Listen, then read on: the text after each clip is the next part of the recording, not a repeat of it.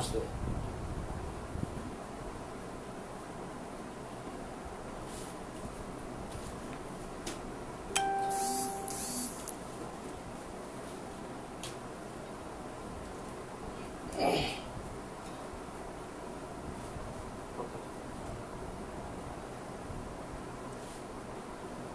Hi dear students, respectable guardian and all our viewers who keep watching on our online page. Assalamu alaikum. Dear students, how are you? I hope you are all well by the grace of God. Yes, I am also fine. Dear students,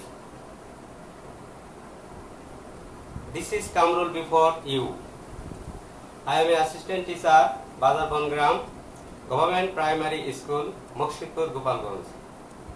Dear students, today I am here to give an English class for class 5. So all are students of class 5. Are you ready for the class? Okay, thank you dear students. Dear students,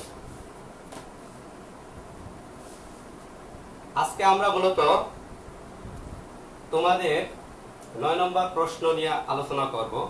ইংরেজি বইয়ের তোমাদের যে PEC প্রশ্নপত্রের যে 9 নম্বর প্রশ্নটি আসে সেটা নিয়ে আমরা আজকে তোমাদের সাথে আমি কিছু সময় ব্যয় করব। তো তোমরা তৈরি তো? তো এই টপিকসটা শুধুমাত্র যে ক্লাস 5 এর স্টুডেন্টদের জন্যই না। এই ক্লাসটা মূলত ক্লাস 3 এবং ক্লাস 4 তোমরাও কিন্তু এই ক্লাসটা দেখে তোমরাও তোমাদের প্রশ্নের 9 নম্বরের যে প্রশ্নগুলো থাকবে সেগুলো সলভ করতে পারবা। তো আশা করি তোমরা সবাই ইংরেজি বই, খাতা এবং কলম নিয়ে তোমরা ক্লাসের জন্য প্রস্তুত আছো। ঠিক আছে ডিয়ার স্টুডেন্টস, তাহলে আজকে আমরা আমাদের পাঠে শুরু করতে পারি। ওকে, আমরা আজকে যে পাঠটি করব সেটা হচ্ছে ডাব্লিউএস কোশ্চেন। তো ডিয়ার স্টুডেন্টস, তোমরা সবাই হোয়াইট বোর্ডের দিক তাকাও।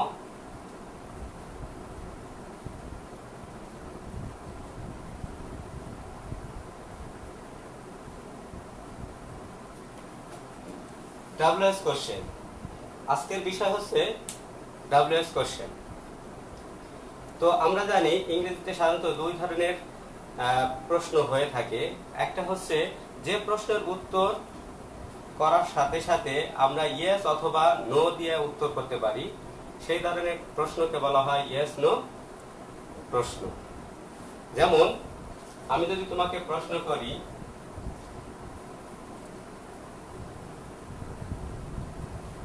আর ইউ লাইক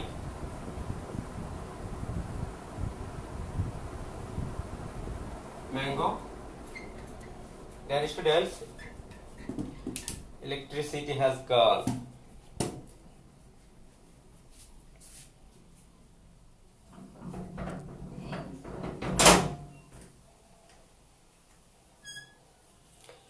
ওকে, যদিও এই মুহূর্তে কারেন্ট নেই, তারপরেও আমরা আমাদের লেসনটি কন্টিনিউ করতেছি। এখানে দুই ধরনের প্রশ্ন হয়ে থাকে। একটা হচ্ছে যে প্রশ্নের উত্তর সাধারণত ইয়েস অথবা নো দ্বারা দেওয়া হয় সেই প্রশ্নটিকে বলা হয় ইয়েস নো প্রশ্ন অথবা yes no question. Are you like mango, তাহলে এটার উত্তর হবে ইয়েস, আদারওয়াইজ নো। ইয়েস অথবা নো। তো তুমি কি আম পছন্দ করো? ইয়েস আই লাইক, অথবা আই ডোন্ট নো। তা এইভাবে কিন্তু আমরা এটার উত্তর দিতে পারি। কিন্তু কিছু প্রশ্ন আছে যে প্রশ্নগুলোর উত্তর দিতে গেলে আরো কিছু অতিরিক্ত তথ্য দেওয়া লাগে, এইগুলোকে বলা হয় ডাব্লিউএস কোশ্চেন। তো এই ধরনের প্রশ্ন যেমন কি, যে এই প্রশ্ন হচ্ছে, আমি যদি আরেকটা প্রশ্ন করি, এই প্রশ্নটা হচ্ছে হোয়াট ইজ ইয়োর নেম?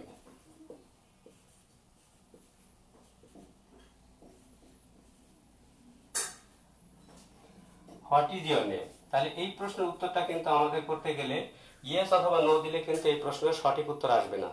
এখানে আমাকে বাড়তি কিছু তথ্য দিতে হবে, যেমন মাই নেম ইজ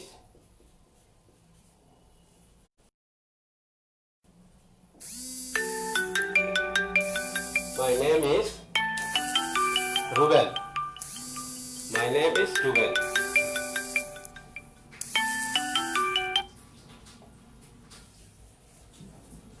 আমরা এটা দিতে পারি মাই নেম ইজ রাসেল অথবা মাই নেম ইজ রুবেল।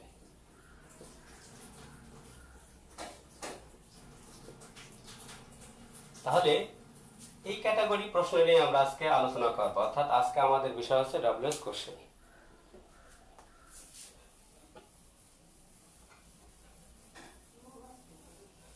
তো ডব্লিউএস কোশ্চেন এটা কি, অর্থাৎ যে প্রশ্নটা শুরু হয় ডব্লিউ এবং এইচ দিয়ে সেই প্রশ্নটাকে বলা হয় ডব্লিউএস কোশ্চেন। তাহলে আমরা দেখি যে ডব্লিউএস কোশ্চেনগুলোর জন্য ডব্লিউএস ওয়ার্ডগুলো কি। তাহলে ডব্লিউএস ওয়ার্ডগুলো হচ্ছে, যেমন এক নম্বরে হচ্ছে হোয়াট,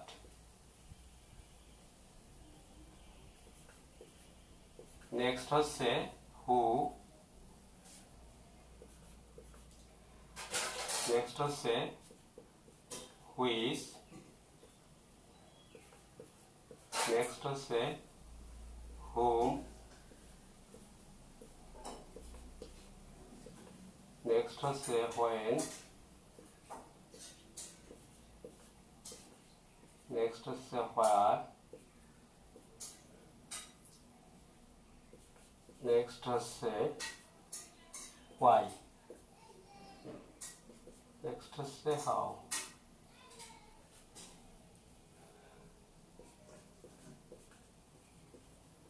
হুজ, এটা হচ্ছে হাউ। ডিয়ার স্টুডেন্টস, এখানে একটু লক্ষ্য করো, প্রত্যেকটি ওয়ার্ডের প্রথমেই কিন্তু ডাব্লিউ আছে, অর্থাৎ এই প্রত্যেকটি ওয়ার্ডের পূর্বেই কিন্তু ডাব্লিউ আছে, আর একটা ওয়ার্ড আছে ডাব্লিউএইচ এর ওয়ার্ড, সেটা শুরু হয় হলো এইচ দিয়ে। তো এদেরকে বলা হয় ডাব্লিউএইচ ওয়ার্ডস, এদেরকে বলা হয় ডাব্লিউএইচ ওয়ার্ডস। তো আমরা এখানে এগুলো দুই ধরনের অর্থ হয়। আমরা যখন প্রশ্ন করার সময় আমরা যখন এটার অর্থ ব্যবহার করব, তাহলে এক ধরনের অর্থ হবে, আর এক ধরনের অর্থ হচ্ছে যখন আমরা এই ওয়ার্ডগুলো যখন আমরা বাক্যে ব্যবহার করব, তাহলে আরেক ধরনের অর্থ হবে। তাহলে আমরা এখানে লিখতে পারি যে বাক্যে ব্যবহৃত অর্থ, বাক্যে ব্যবহৃত অর্থ।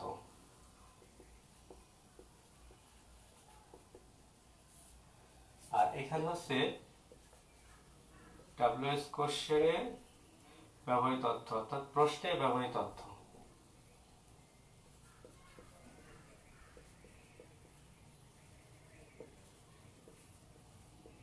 কোশ্চেনে ব্যবহৃত অর্থ।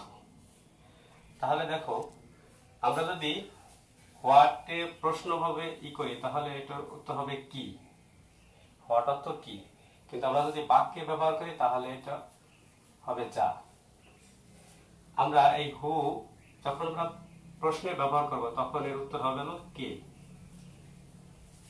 আর বাক্যে ব্যবহৃত এর উত্তর হবে হচ্ছে যে। আমরা যখন হুইচ ব্যবহার করব তখন এটা হচ্ছে কোনটি,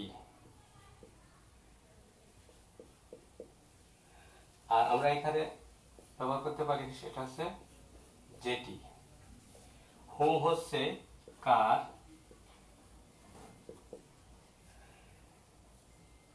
আর এখানে হচ্ছে যার। হোয়েন হচ্ছে কখন, আর আমরা যখন বাক্যে ব্যবহার করব তখন এটা হবে হলো যখন। হোয়ার হচ্ছে কোথায়,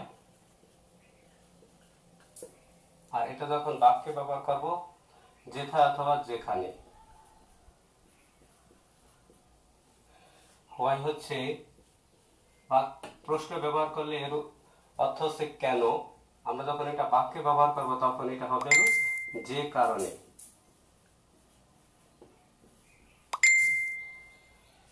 হুজ হচ্ছে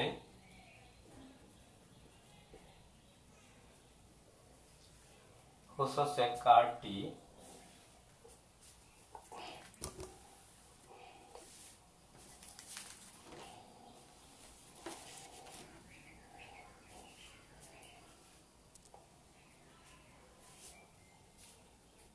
এটা হচ্ছে কাকে বা কাদের,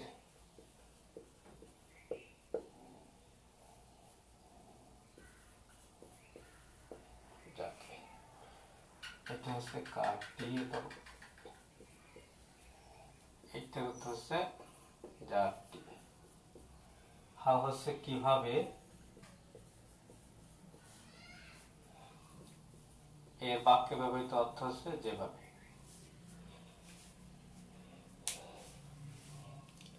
স্টুডেন্টস, আমরা এখন একটু পড়ব হোয়াট অর্থ কি।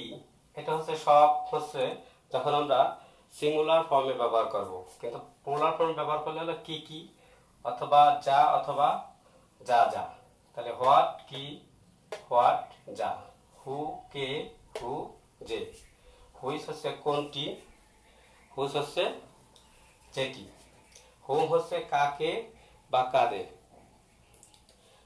আর হুম হচ্ছে যাকে বা যাদের, হোয়েন হচ্ছে কখন, আমরা যখন বাক্যে ব্যবহার করবো তখন এটা উত্তর হবে না যখন, হোয়ার হচ্ছে কোথায়, আর হোয়ার হচ্ছে আমরা বাক্যে ব্যবহার করবো যখন তখন হলো যেখানে বা যেথায়। হোয়াই হচ্ছে কেন, আমরা যখন এটা বাক্যে ব্যবহার করবো তখন এটা যে কারণে। হুস হচ্ছে কারটি, আমরা যখন এটা বাক্যে ব্যবহার করব তখন আমরা এটা লিখবো যার বা যারটি। হুস হচ্ছে কার অথবা আমরা যখন বাক্যে ব্যবহার করবো তখন এটা হচ্ছে যার। হাউ হচ্ছে কিভাবে, আর আমরা এটা যখন বাক্যে ব্যবহার করবো তখন এটা যেভাবে। তো এই হচ্ছে ডাব্লিউএস ওয়ার্ডগুলোর অর্থ। তো এখন আমরা দেখব যে এই ডাব্লিউএস ওয়ার্ডগুলো দিয়ে ইংরেজি বাক্য অর্থাৎ একটা স্টেটমেন্ট থাকবে, সেখান থেকে কিভাবে আমরা এই ডাব্লিউএস কোশ্চেন তৈরি করব, আজকে আমরা সেগুলো শিখব। তো তার আগে আমরা চলো আমরা জানি যে ইংরেজি বাক্যের গঠনটা মূলত কি। তো ইংরেজি বাক্যের গঠন হচ্ছে প্রথমে সাবজেক্ট, তারপরে ভার্ব, তারপর হচ্ছে অবজেক্ট। তো আমরা যদি যে কোনো একটা বাক্য যদি আমি লিখি, যেমন আই ইট রাইস, এখানে এটা হচ্ছে সাবজেক্ট, এটা হচ্ছে ভার্ব, এটা হচ্ছে অবজেক্ট।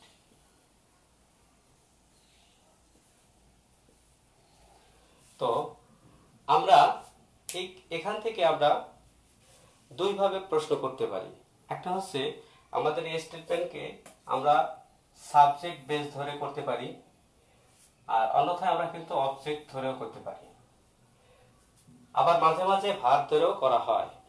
তো মূলত আমরা আলোচনা করব যে আজকে কিভাবে সাবজেক্ট ধরে একটা স্টেটমেন্ট থেকে কিভাবে আমরা প্রশ্ন করতে।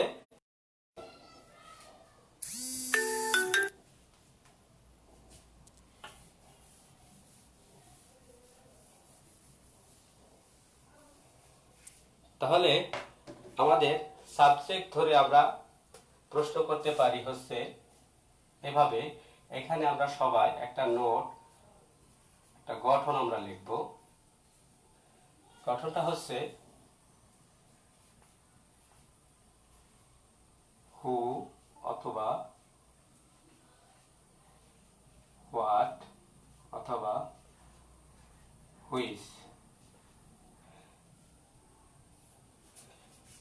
এটা হচ্ছে আমরা যেহেতু সাবজেক্টকে প্রশ্ন করার জন্য, অর্থাৎ সাবজেক্টের নিচে যদি আন্ডারলাইন করা থাকে তাহলে আমরা এই একটা গঠন দিয়েই কিন্তু আমরা প্রত্যেকটা উত্তর করতে পারবো।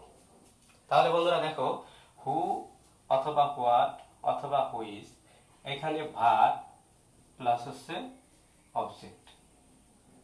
তাহলে এই গঠনটাকে আমরা আজকে আলোচনা করব। অর্থাৎ আমরা একটা ইংরেজি বাক্যের প্রথমত সাবজেক্টের নিচে যদি আন্ডারলাইন থাকে তাহলে সেই বাক্য থেকে আমরা কিভাবে করতে পারি, এভাবে আমরা দেখব।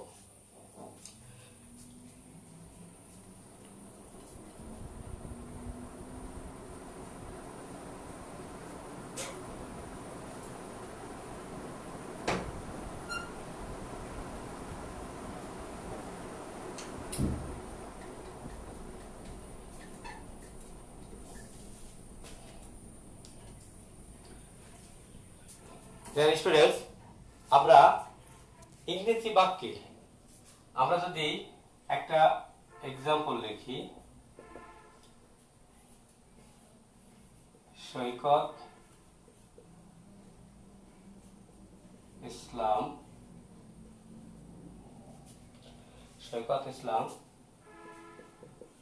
lives with his parents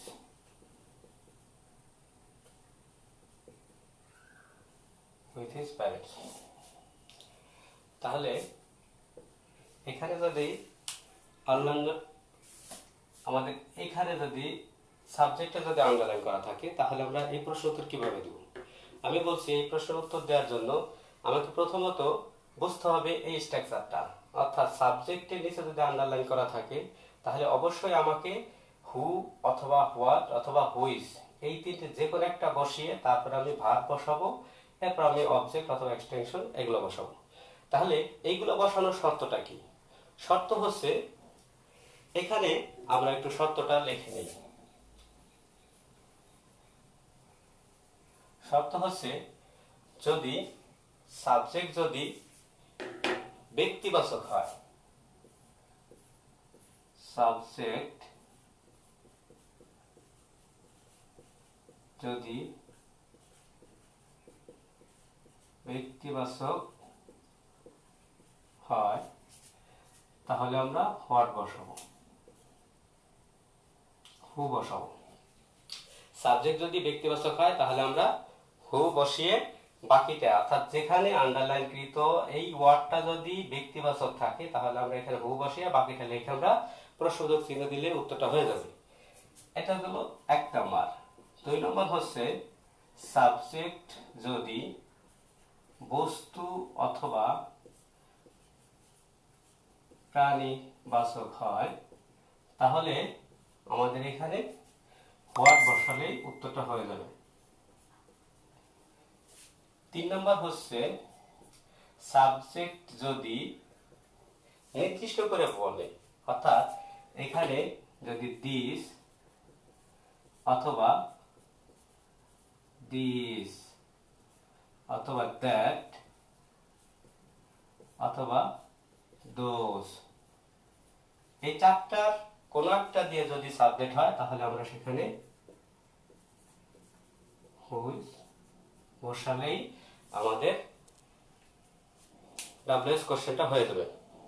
তাহলে ডিয়ার স্টুডেন্টস, তোমরা একটু খেয়াল করো, আমরা যে এক্সাম্পলটা এখানে এনেছি, প্রথমত আমাকে দেখতে হবে যে সাবজেক্টের নিচে আন্ডারলাইন আছে কিনা। যদি আন্ডারলাইন থাকে তাহলে আমাকে পরেই দেখতে হবে এই তিনটার একটা, যে এই সাবজেক্টটা কি ব্যক্তিবাচক। যদি ব্যক্তিবাচক হয় তাহলে আমরা এখানে হু বসাবো। তাহলে এই এক্সাম্পলে আমরা কি পাই? সৈকত ইসলাম লিভস উইথ হিজ প্যারেন্টস।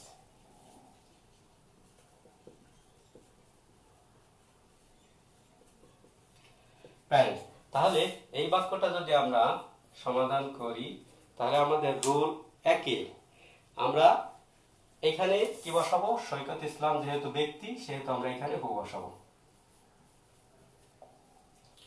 হু বসিয়ে কিন্তু আমরা উত্তরটা করতে পারি। তাহলে হু লিভস উইথ হিজ প্যারেন্টস।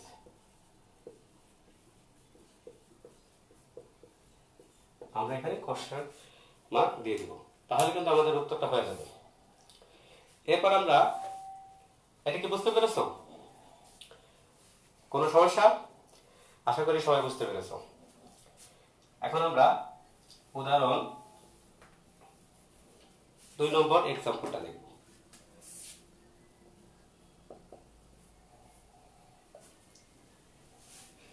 এখানে মাই ফাদার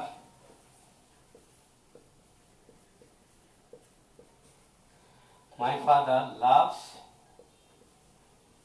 me, এই বাক্যটা যদি আমরা ডাব্লিউএস কোশ্চেন তৈরি করি তাহলে আন্ডারলাইন যদি থাকে সাবজেক্টে তাহলে আমরা কি বসাবো? করতে পারবা কেউ? হ্যাঁ, ঠিক ধরেছো। কারণ মাই ফাদার একজন কি ব্যক্তি, আর ব্যক্তি হলে আমাদের এখানে কি বসাতে হবে? হু। তাহলেই তো আমাদের হয়ে যাবে। তাহলে আমরা এখানে হু মাই ফাদার একজন ব্যক্তি, আমরা জানি ব্যক্তিবাচকে হু বসালে আর বাকি যা আছে তাই হইলে কিন্তু আমাদের হয়ে যায়। তাহলে হু লাভস কি মি। না ডিয়ার স্টুডেন্টস, এখানে তোমাদের আরেকটা নোট নিতে হবে। এখানে who lives you, who loves my father loves me, তাহলে হু লাভস ইউ। এখানে নোটটা হচ্ছে, আমরা নিচেই লিখি,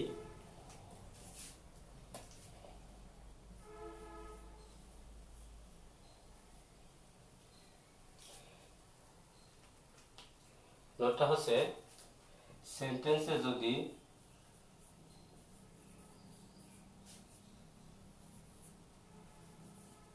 যদি ফার্স্ট পারসন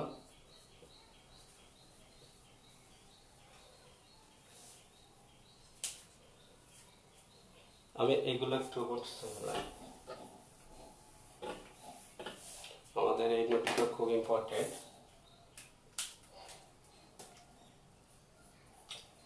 তোমরা এই নোটগুলো লাল কালার কলম অথবা নীল কালার কলম ব্যবহার করে লিখলে বেশি দিন মনে থাকবে। যখনই তোমরা রিভিশন দিবে তাহলে তোমাদের এভাবেই নোট করলে বেশি, এটা তোমাদের জন্য উপকার হবে। নোট হচ্ছে সেন্টেন্সে যদি ফার্স্ট পারসন অর্থাৎ আই, ওই, মি, আস ইত্যাদি থাকে তাহলে সেকেন্ড পারসন লিখতে হবে।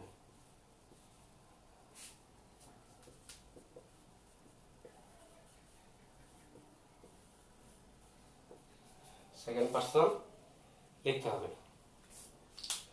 তাহলে এখানে স্টুডেন্টস আমরা কি কি লিখবো? যদি আই অথবা ওই থাকে তাহলে এর পরিবর্তে আমরা ইউ লিখবো। এরপরে যদি থাকে মি অথবা আস তাহলেও ইউ লিখবো। আর যদি থাকে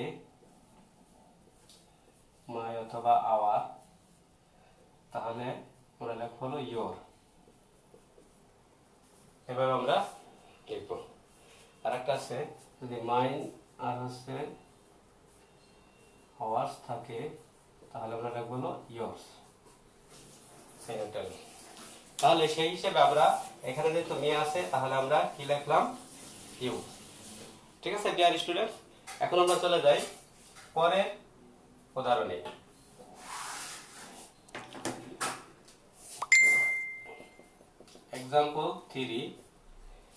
এক্সাম্পল 3 হচ্ছে আমাদের প্রথমত দেখতে হবে যে সাবজেক্ট কোনটা আছে। The pen looks very nice. এটা যদি আমরা করি তাহলে প্রথমত আমাদের আন্ডারলাইন যদি থাকে the pen, তাহলে আমাকে প্রথমত সে আগের মতন, যেহেতু সাবজেক্ট আমাকে বুঝতে হবে যে এটা কি ব্যক্তিবাচক না বস্তুবাচক। যেহেতু প্যান এটা হচ্ছে বস্তুবাচক তাহলে আমরা এখানে কি লিখবো? হোয়াট। তাহলে হোয়াট লুকস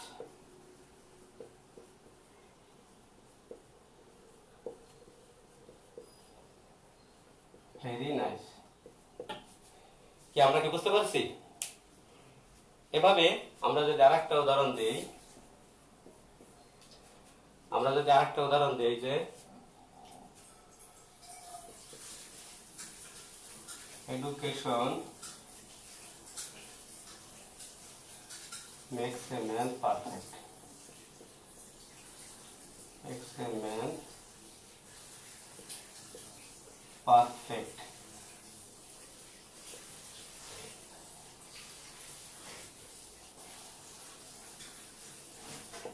তাহলে এখানে যদি এডুকেশনে যদি আন্ডারলাইন থাকে তাহলে সাবজেক্টের ক্ষেত্রে এডুকেশন কি বস্তুবাচক, ব্যক্তিবাচক নাকি নির্দিষ্ট করে কিছু?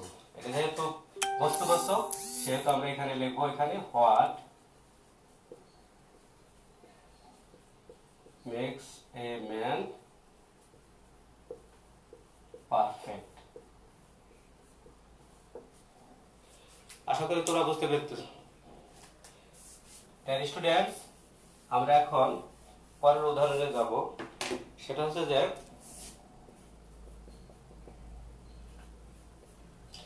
example 5. This pen is mine. And this is my pen. This is my pen. এটা তাহলে আমরা কিভাবে লিখবো?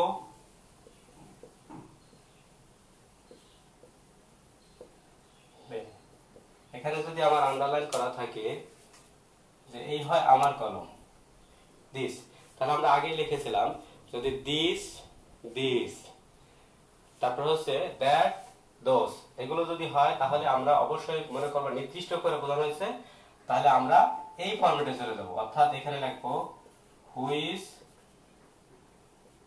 ইজ মাই, এই মাই জায়গায় আমরা কি লিখছিলাম আমাদেরকে মনে আছে? ইয়োর, তাহলে মাই থাকলে your, which is your pen. আমাদের এই নোটটাও মুখস্থ রাখতে হবে, তাহলে আমরা এগুলা ভালো পারবো। আরেকটা উদাহরণ আমরা দেই, সেটা হচ্ছে যে লাস্ট উদাহরণ, this books are very nice. তাহলে আমরা এটা কিভাবে করতে পারি?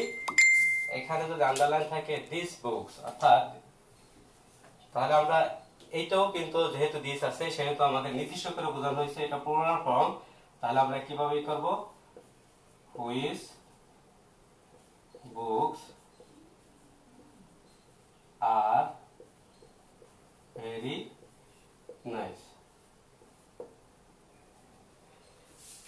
তো ডিয়ার স্টুডেন্টস, আশা করি তোমরা বুঝতে পেরেছো। That's all about my today's lecture, WS question part 1. I hope you liked it. I will come up with next topics, WS question part 2. Till then now, Allah Hafiz. Assalamu alaikum.